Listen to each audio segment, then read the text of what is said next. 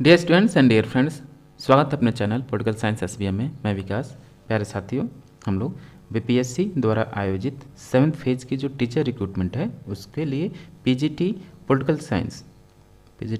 Science या राजनीति विज्ञान या राजनीति शास्त्र या नागरिक शास्त्र का आज का जो प्रैक्टिस सेट नंबर 15 को सॉल्व करते हैं। इससे पहले हम लोग 14 प्रैक्टिस सेट को ऑलरेडी सॉल्व कर चुके हैं जो कि चैनल पर अपलोडेड है। आप चाहें तो चैनल पर विजिट करके देख सकते हैं।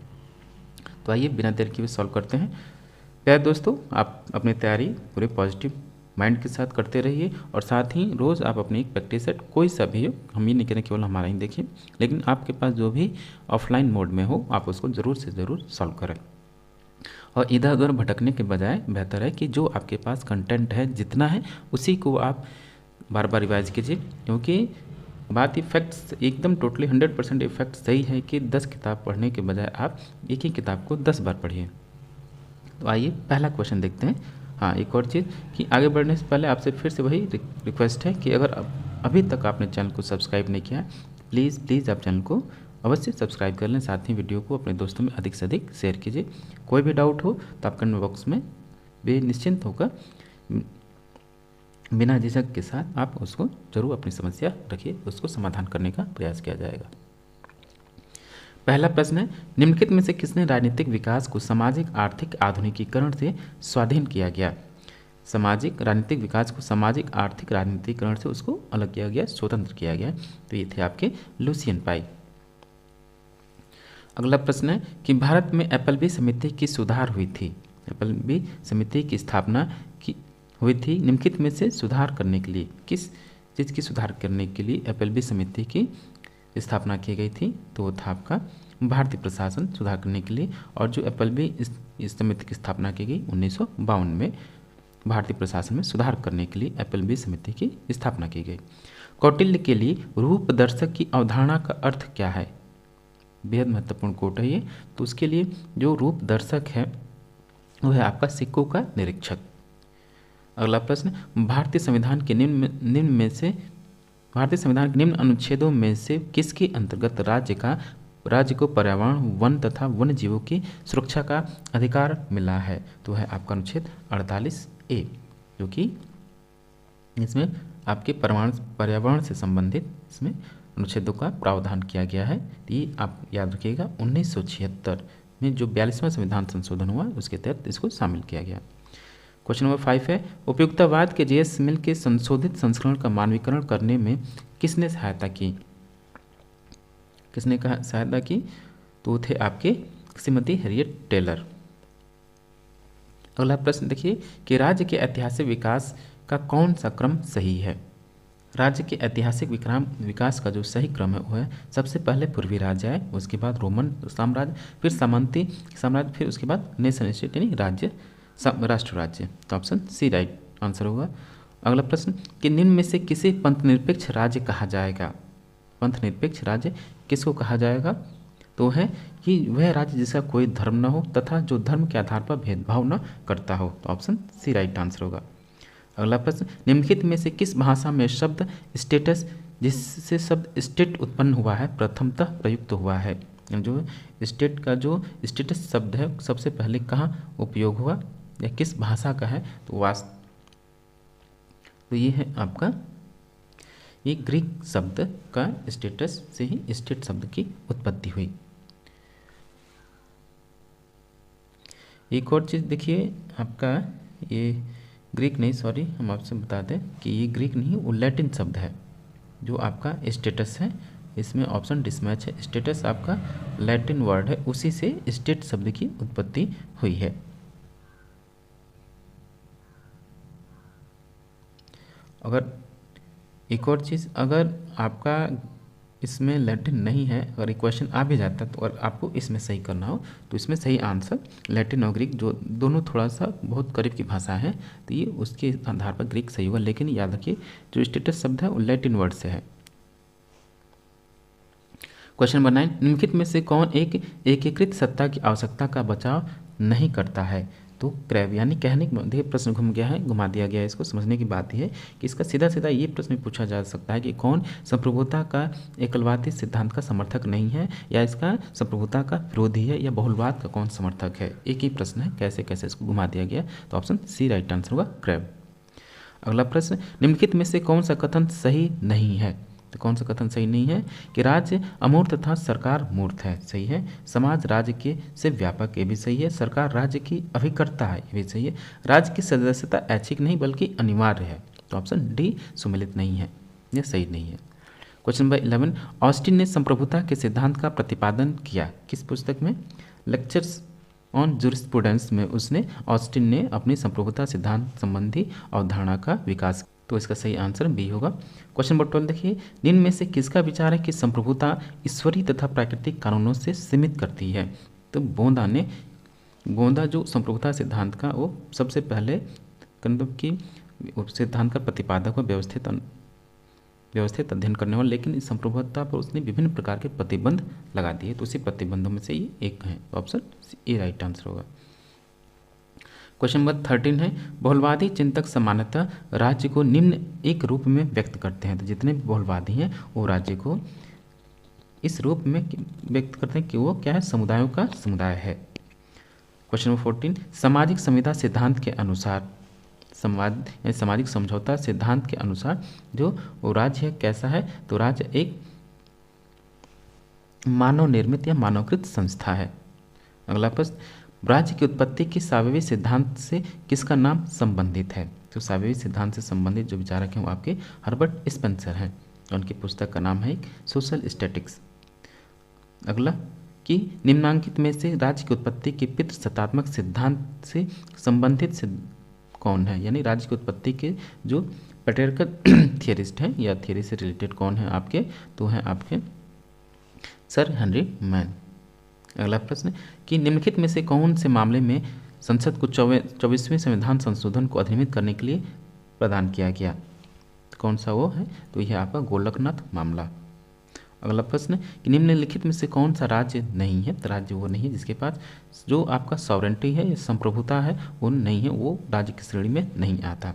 तो फ्रांस, ऑस्ट्रेलिया और गाम्बिया ये तीनों ही राज्य, लेकिन न्यूयॉर्क आपका यूएसए का एक प्रांत है, तो ये राज्य नहीं है, तो ऑप्शन डी राइट आंसर होगा। अगला प्रश्न देखिए कि वस्तुतः समस्त समाजवादियों तथा साम्यवादियों की जड़ें प्लेटो में विद्यमान है, यह टिप्पणी निम्नलिखित में से किसके द्वारा की गई। तो ये हैं आपके सीसी मैक्सिन कहता है कि आज के जितने भी समाजवादी या साम्यवादी उनकी मूलभूत जड़ें, उसकी जड़ें किसमें, प्लेटो में है, तो मैक्सी का कथन है। क्वेश्चन नंबर 20, मार्क्सवादियों के अनुसार राज्य की उत्पत्ति में किस घटक की भूमिका सर्वाधिक निर्णायक रही है, तो है साम्यवादी जितने भी मार्क्सवादी हैं उस संपत्ति को राज्य के विकास में सर्वाधिक महत्वपूर्ण भूमिका मानते हैं। नेक्स्ट क्वेश्चन है क्वेश्चन नंबर 21, संसदीय व्यवस्था की विशेषता निम्नांकित में से कौन से नहीं है। तो संसदीय व्यवस्था में आपका सामूहिक उत्तरदायित्व होता है, विधायिका और कार्यपालिका के बीच घनिष्ठ संबंध होता है, सही है। प्रधानमंत्री का नेतृत्व होता है, सही। सरकार का स्थिर कार्यकाल बिल्कुल नहीं, कभी भी ये विघटित हो सकती है, अमूमन 5 वर्ष है, लेकिन इससे पहले भी विघटित हो सकती है, तो ऑप्शन डी राइट आंसर होगा। अगला प्रश्न देखिए कि अरस्तु सर्वाधिक प्रभावित था, तो अरस्तु किससे सर्वाधिक प्रभावित था, तो आपका द लॉज से प्रभावित था। क्वेश्चन नंबर 23, उदारवादी सिद्धांत के अनुसार वो राज्य क्या है। तो उदारवादी सिद्धांत के अनुसार राज्य किसी साध्य के लिए मात्र एक साधन है। ये आपको मैच करना है क्वेश्चन नंबर 24 को। मार्टिन कप्लान किससे संबंधित हैं, तो ये आपके जो व्यवस्था सिद्धांत है उससे संबंधित हैं।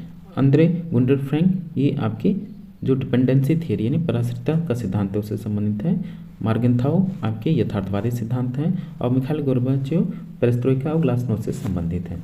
इस हिसाब से जो आपका सही आंसर है वो आपका ए राइट आंसर होगा, ऑप्शन ए। क्वेश्चन नंबर 25 देखिए कि कौन यह मानता है कि अधिकारों का वास्तविक संरक्षक जन्मत होता है। कौन, गार्नर, लास्की या गेटेल या लिकॉक, तो ये कथन लास्की का है। राजाओं के दैवीय अधिकार का अग्रणी प्रवक्ता कौन है, तो ये है आपके जेम्स प्रथम। ये राज्य की उत्पत्ति के जो सिद्धांत है वो दैवी सिद्धांत का समर्थक था जेम्स प्रथम। निम्नलिखित में से कौन एक राजनीतिक स्वतंत्रता नहीं है? तो राजनीतिक स्वतंत्रता इसमें से कौन सा नहीं है? तो आपके विचरण की जो स्वतंत्रता है मौलिक अधिकार है कि न कि राजनीतिक स्वतंत्रता। तो ऑप्शन बी राइट आंसर होगा। अगला प्रश्न, राजनीतिक शास्त्र के समूह सिद्धांत के प्रतिपादक कौन थे? तो समूह सिद्धांत प्रतिपादक जो है आर्थर बेंटल है, यानी जो आपके प्रेशर ग्रुप हैं उसके समर्थक वो करें तो उस सिद्धांत के प्रतिपादक कौन है? तो आर्थर बेंटल है। क्वेश्चन नंबर 29 कि स्वतंत्रता के सकारात्मक सिद्धांत की विवेचना किसने की? तो सकारात्मक स्वतंत्रता की बात करने वाले, उसकी विवेचना करने वाले कौन है? तो टी.एच. ग्रीन है। अगला प्रश्न कि निम्नलिखित में से किसने समानता के वैधानिक आयाम को व्याख्यायित करने के लिए वैधानिक व्यक्तित्व की समानता की अवधारणा का प्रयोग किया है? तो है आपके अर्नेस्ट बार्कर। अगला प्रश्न, कौन इस विचार का अग्रणी है कि वितरणात्मक समानता को लोगों की सामर्थ्य समान करने से संबंधित होना चाहिए? तो है आपके अमर्त्य सेन। अगला प्रश्न, मार्क्सवादी सिद्धांत के अनुसार प्राचीन काल में कौन सी व्यवस्था स्थापित थी? आंगिक व्यवस्था या डार्विन की व्यवस्था या जैन व्यवस्था या जैविक व्यवस्था? तो जैविक व्यवस्था इसका आंसर होगा। अगला प्रश्न देखिए, राज्य उच्चतम नैतिकता का प्रतिनिधित्व करता है, यह मत किसका है? राज्य उच्चतम नैतिकता का प्रतिनिधित्व करता है, किसका मत है? तो ये आपका कांट का मत है। ऑप्शन जो भी है वो राइट आंसर होगा। अगला प्रश्न कि उच्चतम न्यायालय ने सर्वप्रथम कौन से मामले में यह निर्णय दिया कि संसद द्वारा संविधान के मूल ढांचे का संशोधन नहीं किया जा सकता? ये बेहद महत्वपूर्ण कोट है, आपको हमेशा इसको याद रखना चाहिए। तो गोलकनाथ बनाम केशवानंद भारती बनाम केरल राज्य मामले जो 1973 का, इसमें मूल ढांचे यानी बेसिक स्ट्रक्चर का कंसेप्ट दिया सुप्रीम कोर्ट ने। क्वेश्चन नंबर 35 है, भारतीय संविधान ने नीचे दिए गए कर्तव्यों में से किनको मौलिक कर्तव्यों की श्रेणी में रखा है? तो आपके मूल कर्तव्य कौन कौन से हैं देखिए इसमें से पहचानिए। तो हैं आपके मौलिक कर्तव्य जो है देश की रक्षा करना, आयकर भुगतान, ये आपका मौलिक कर्तव्य नहीं है।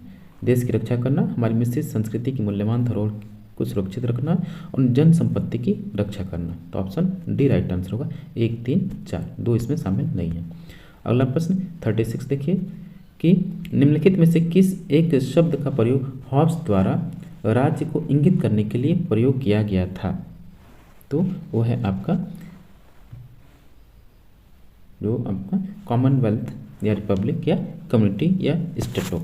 तो कॉमनवेल्थ शब्द का प्रयोग करता है, ऑप्शन ए राइट आंसर होगा। क्वेश्चन नंबर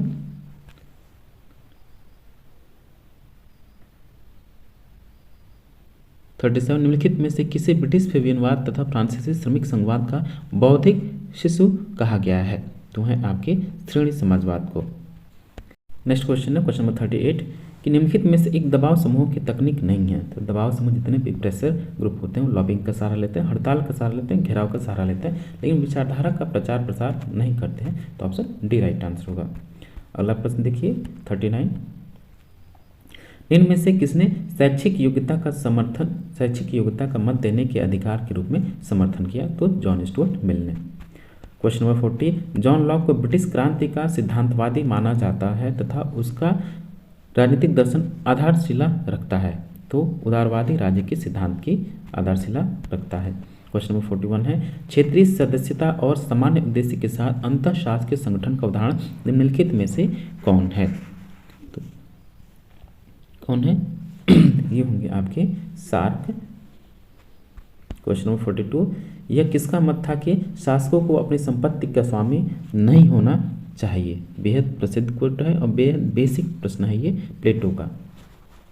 क्वेश्चन नंबर 43 है संविदावादियों में कौन राज्य को प्राकृतिक अधिकारों से सीमित मानता है? तो राज्य प्राकृतिक अधिकारों से सीमित है, वो कौन मानता है? तो जॉन लॉक 3 प्रकार के प्राकृतिक अधिकारों की बात करता है। क्वेश्चन नंबर 44 कि नौ प्रत्ययवाद का प्रतिपादक कौन नहीं है? नौ प्रत्ययवाद का प्रतिपादक कौन सा इसमें से नहीं है? तो है आपका सी बाकी ग्रीन, सांख्य और ब्रेडले ये सभी प्रत्ययवाद यानी आदर्शवाद, ये कांट इसमें शामिल नहीं है। क्वेश्चन नंबर 45 है, राज्य पृथ्वी पर ईश्वर का अवतरण है। बेहद महत्वपूर्ण, बेहद आसान सा प्रश्न है ये, तो हीगल का है कथन। डियर स्टूडेंट्स, फिर से हम आपसे बता दें कि हम लोग बीपीएससी पीजीटी पॉलिटिकल साइंस का क्वेश्चन पेपर सॉल्व कर रहे हैं, और जो कि आपके बीपीएससी 7th फेज का जो सेकंड एग्जामिनेशन दिसंबर में प्रस्तावित है उसके लिए बेहद महत्वपूर्ण है। आपका रिवीजन जितना भी प्रैक्टिस सेट सॉल्व करते हैं तो आपको पता चल जाता है कि आपकी तैयारी कितनी है, कितना क्या होता है और बेहतर करना है, कौन कौन से प्रश्नों पे डाउट है या हमने कौन सा सेक्शन छोड़ दिया है, इसलिए प्रैक्टिस सेट को सॉल्व किया जाता है। तो आप उसी क्रम में इसको सॉल्व कीजिए, और भी प्रैक्टिस सेट ऑलरेडी अपलोडेड हैं, तो आप चाहें तो चैनल पर विजिट करके देख सकते हैं, और हाँ, चैनल को सब्सक्राइब करना ना भूलें। अगला प्रश्न है, जिस राजनीतिक दार्शनिक ने सर्वप्रथम राजनीति शास्त्र में आधुनिक राज्य की अवधारणा का प्रस्तुत किया वह था। तो आधुनिक राज्य की अवधारणा को प्रस्तुत करने वाले मैकियावली हैं, और आधुनिक राजनीति जिसकी वजह से इनको आधुनिक राजनीति वैज्ञानिक का दर्जा प्राप्त है। अगला प्रश्न है 47 की प्राकृतिक अधिकारों के सिद्धांत की पुष्टि की गई। तो प्राकृतिक अधिकारों के सिद्धांत की पुष्टि किसके द्वारा की गई? तो केवल कुछ अधिकारों उदारवादियों द्वारा। ऑप्शन बी राइट आंसर होगा। क्वेश्चन नंबर 48, निम्नलिखित में से कौन प्रत्ययवादी यानी आदर्शवाद, यानी प्रत्ययवाद को भी हम आदर्शवाद बोलते हैं, विचारक नहीं है? तो आपके जो बेंथम है वो उपयुक्तवादी विचारक है, न कि प्रत्ययवादी या आदर्शवादी। अगला प्रश्न, विश्व व्यापार संगठन यानी WTO वर्ल्ड ट्रेड ऑर्गेनाइजेशन के अंदर पारस्परिकता का सिद्धांत किसका विचार करता है? पारस्परिकता का सिद्धांत WTO के अंदर किसका विचार प्रस्तुत करता है? तो है राष्ट्र द्वारा व्यापार अवरोधों को कम करना और बदले में दूसरे राष्ट्र के द्वारा भी उतने ही कम हो। तो ऑप्शन ए राइट आंसर होगा। अगला प्रश्न, वितरणात्मक न्याय का अग्रणी प्रतिपादक कौन था? तो जो आपका डिस्ट्रीब्यूटिव थियरी ऑफ जस्टिस है उसके अग्रणी यानी सबसे पहले प्रतिपादक कौन है? तो वो है आपके अरस्तु, जो कि स्वयं राजनीति विज्ञान के जनक है। उनकी फेमस पुस्तक पॉलिटिक्स है, और तुलनात्मक राजनीति के भी ये स्वयं जनक है। अगला प्रश्न, कौन इस विचार का समर्थन करता है कि एक प्रजातांत्रिक व्यवस्था को अपने भीतर की विभिन्नता का प्रतिनिधि होना चाहिए? तो कौन है वो? होंगे आपके विल किमली का। क्वेश्चन नंबर 52, नीचे लिखे गए चिंतकों में से किन लोगों ने राज्य को शक्ति के रूप में परिभाषित किया है? तो राज्य को शक्ति के रूप में परिभाषित करने वाले जो लोग हैं वो हैं मैकियावली, नीत्शे और कैटलिन। क्योंकि ग्रीन आदर्शवादी विचारक है तो इसमें शामिल नहीं हुआ, तो ऑप्शन डी राइट आंसर होगा। 1, 3, 4। 53, निम्नलिखित में से कौन निरंकुश राजतंत्र का समर्थन करता है? तो निरंकुश राजतंत्र के समर्थन करने वाले हॉब्स हैं। व्यक्तिवाद की आधारशिला रखा, और इसकी फेमस पुस्तक जो है लेवियाथन है। किस देश में प्रत्यक्ष प्रजातंत्र है? प्रत्यक्ष प्रजातंत्र आपका न तो भारत में है, न ही संयुक्त राज्य अमेरिका में है, बल्कि ये स्विट्जरलैंड में है। आज भी यहाँ डायरेक्ट डेमोक्रेसी विद्यमान है। अगला प्रश्न, निम्नलिखित में से कौन एक अध्यक्षात्मक प्रणाली की विशेषता नहीं है? तो अध्यक्षात्मक प्रणाली की जो विशेषता नहीं है वो है कि सामूहिक उत्तरदायित्व यहाँ नहीं पाया जाता, जैसे कि अमेरिका में आप देख सकते हैं। तो ऑप्शन सी राइट आंसर होगा। अगला प्रश्न, निम्नलिखित में से कौन आमंड के दबाव समूह का वर्गीकरण नहीं है? तो आमंड ने 4 प्रकार के दबाव समूहों की बात करता है, और उसके वर्गीकरण में कौन सा नहीं है? संरचनात्मक नहीं है, बाकी इंस्टीट्यूशनल है और एसोसिएशनल और नॉन एसोसिएशनल और एनामिक शामिल है। ऑप्शन ए उसका नहीं है।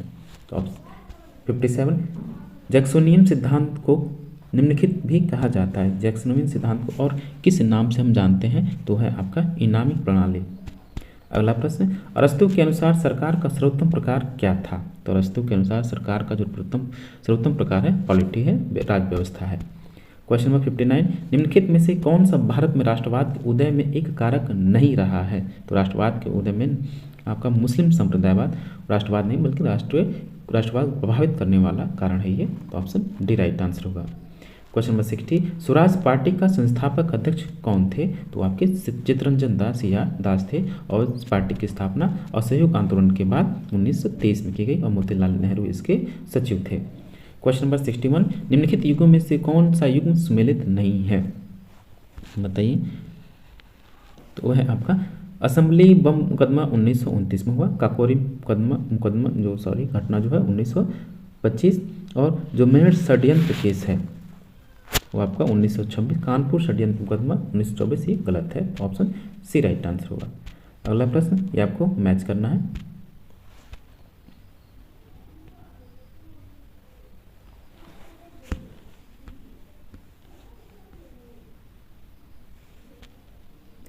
हम्म 62, क्वेश्चन नंबर 62।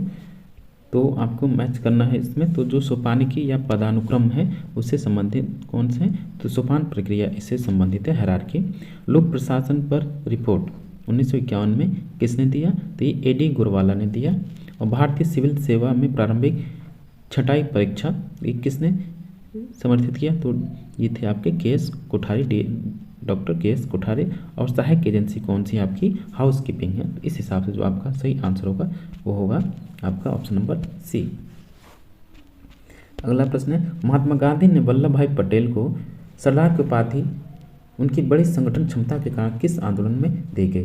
तो जो बारदोली सत्याग्रह है उसमें बारदोली की महिलाओं ने उनको इस सरदार की उपाधि दी, न कि ये देखिए महात्मा गांधी, इसमें बहुत से कंफ्यूज होते हैं। बारदोली जो सत्याग्रह हुआ उसी में इनके सरदार की उपाधि वो वहाँ की औरतों के द्वारा दिया गया, तो महात्मा गांधी ने भी उसका समर्थन किया। क्वेश्चन नंबर 64, 20 अगस्त 1917 के सुधारों की घोषणा को जाना जाता है, किस नाम से जानते हैं उसको? तो ये हैं आपके जो मॉन्टेग्यू चेम्सफोर्ड जो है मॉन्टेग्यू घोषणा के नाम से, जो कि 1919 में प्रकाशित हुई। क्वेश्चन नंबर 65, असहयोग आंदोलन के कार्यक्रम में निम्नलिखित में से कौन सा एक सम्मिलित नहीं था? तो है आपका कानूनों की अवमानना, बिल्कुल नहीं, ये था आपका ये, इसमें सामने कानूनों को मानिए, आप उसको लागू कीजिए, बस सत्याग्रह आप कार्य कीजिए। क्वेश्चन नंबर 66, निम्नलिखित अधिनियम में से किसने भारत में पृथक सांप्रदायिक निर्वाचन का प्रावधान किया? तो जो 1919 का भारत परिषद अधिनियम था उसमें पृथक निर्वाचन प्रणाली के प्रावधान किया गया और यहीं से सांप्रदायिकता का बीजारोपण हुआ। और राष्ट्र का जो राष्ट्रवाद है, राष्ट्रीय जो एकता अखंडता की बात आज हम करते हैं, यहीं से इसका बीजारोपण हो गया। अगला प्रश्न कि संविधानवाद होता है, संविधानवाद क्या होता है? आपका कठोर, गतिशील, स्थायी या अपरिवर्तनशील? तो आपका गतिशील है, समय के अनुसार बदलता रहता है। कथन और कारण से संबंधित प्रश्न अगला है कि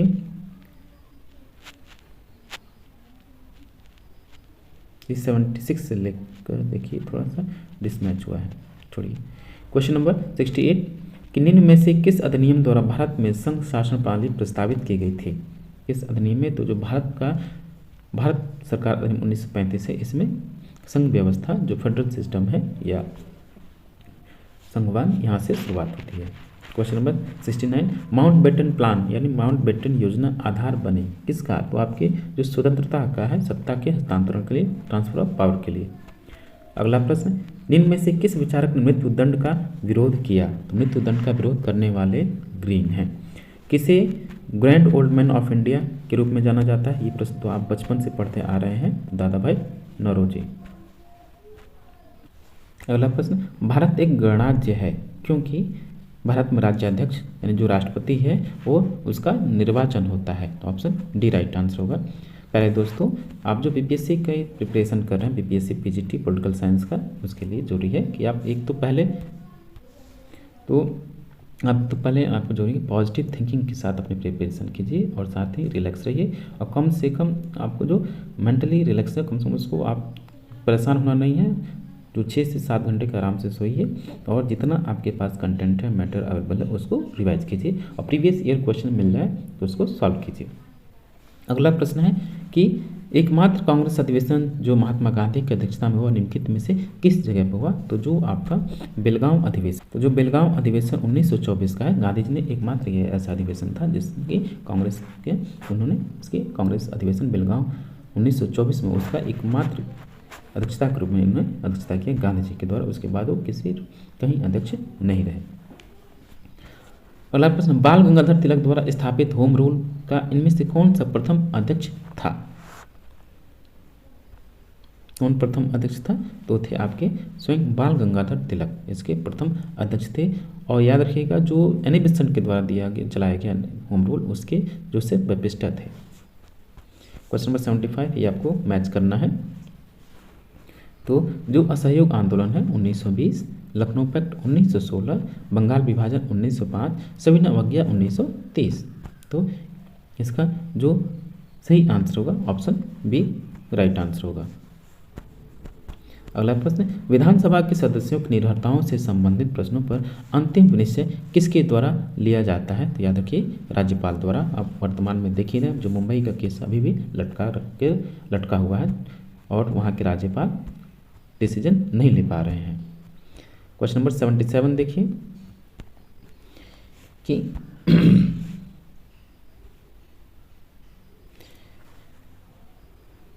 निम्नलिखित में से कौन एक नौ उदारवाद का प्रमुख तर्क नहीं है? प्रमुख तर्क नौ उदारवाद का नहीं है कि बाजार संसाधनों का सर्वोत्तम इस्तेमाल करता है, ये नहीं है। ऑप्शन ए राइट आंसर होगा। क्वेश्चन नंबर 78, किस वर्ष कांग्रेस और मुस्लिम लीग के बीच हुए लखनऊ समझौते पर हस्ताक्षर हुए? तो 1916। 79 देखिए, निम्नलिखित में से कौन एक मूल कर्तव्य नहीं है? तो कौन सा एक मूल कर्तव्य नहीं है कि लोक प्रतिनिधियों का सम्मान करना, ये आपका मौलिक कर्तव्य नहीं है। और लास्ट क्वेश्चन है इस प्रैक्टिस सेट का कि भारत का प्रधानमंत्री निर्वाचित होता है या चयनित होता है, मनोनीत होता है या नियुक्त होता है? आप बताइए, भारत का प्रधानमंत्री चयनित होता है कि नियुक्त होता है? तो अनुच्छेद जो 75 है कहता है कि प्रधानमंत्री की नियुक्ति राष्ट्रपति करेंगे और अन्य मंत्री की नियुक्ति राष्ट्रपति प्रधानमंत्री की सलाह से करेंगे। तो ये आर्टिकल अनुच्छेद 75 ढंग से पढ़ना चाहिए, खासकर इसका 75 1, 2 और 3। तो क्या होता है, भारत का प्रधानमंत्री नियुक्त होता है अनुच्छेद 75 के द्वारा। तो डियर स्टूडेंट्स, ये था आपका पीजीटी पॉलिटिकल साइंस जो बीपीएससी के लिए हम लोग तैयारी कर रहे हैं, उसके लिए जो प्रैक्टिस सेट नंबर कौन सा ये 15 इन्होंने इसको सॉल्व किया। और आप कोई डाउट है, कोई क्वेश्चन में डाउट है तो आप कमेंट बॉक्स में अवश्य कमेंट करें। और हाँ, फिर से मैं आपसे कहूँगा एकदम रिलैक्स होकर आपको पढ़ना है, घबराना नहीं है, पैनिक नहीं होना है। जितना आप पॉजिटिव कहेंगे उतना ही आप कन्फिडेंस सफलता के करीब रहेंगे। और क्या कोई दूसरे क्या पढ़ते हैं, नहीं, उस पर आपको नहीं जाना है। और याद रखिए जो यूट्यूब है, मैं कह रहा हूँ उनसे आप थोड़ा सा बच करिए। रेलेबल जो लेवल कंटेंट है, जो रिलेवेंस है, उस कंटेंट को पढ़िए, ये नहीं कि सब पढ़ते जाएँ, क्योंकि आपको उसमें समय ज़्यादा लगता है। इन्हीं शुभकामनाओं के साथ कि आपका सिलेक्शन हो। मिलते हैं आपसे नेक्स्ट वीडियो में। Thank you for watching. और प्लीज़ आप चैनल को सब्सक्राइब कीजिए। और साथ ही ये भी रिक्वेस्ट है कि आप प्लीज़ चैनल को सपोर्ट करने के लिए ज़रूर से ज़रूर इसको ज्वाइन कीजिए।